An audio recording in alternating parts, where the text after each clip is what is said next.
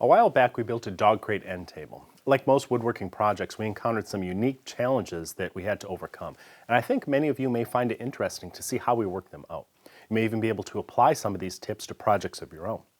A few days ago, I showed you how we used a table saw to cut a groove that, along with the addition of some filler strips, became a row of mortises. This was faster and easier than cutting all those mortises individually.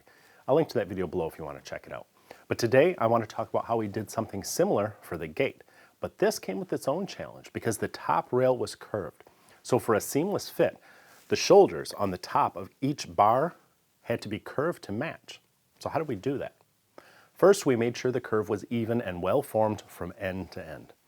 Then a slot cutting router bit was used to cut the groove in the curved rail because the bit's guide bearing can follow a curve and cut a consistent depth.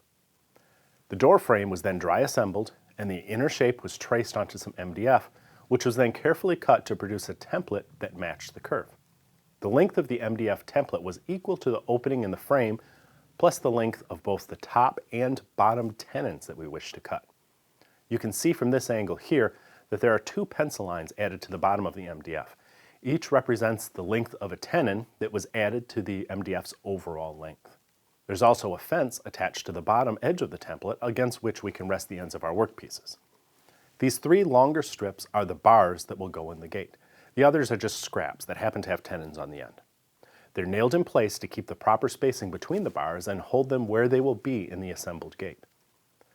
The curve is then traced on the ends of the three bars, which are then removed from the jig and cut at the bandsaw. These cuts are actually on the ends of what will become the tenon, so they need not be exact.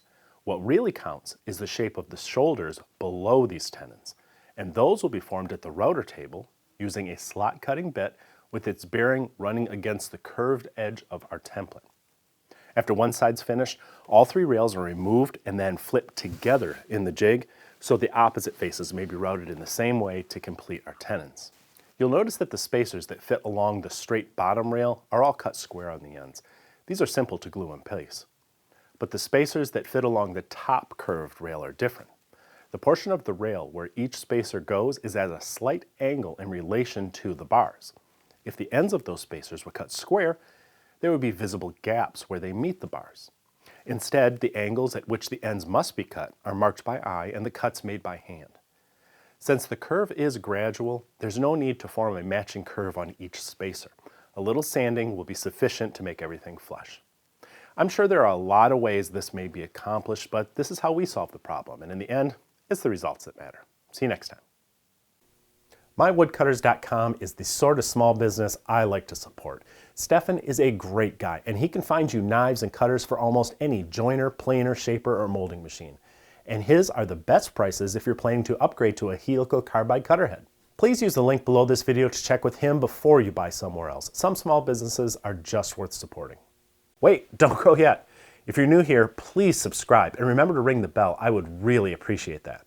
Give us a thumbs up, or better yet, leave us a comment. I always read them. And be sure to check out the latest issue of Stumpy Nubs Woodworking Journal. It's always packed with tips, tricks, and tutorials designed to make you a better woodworker.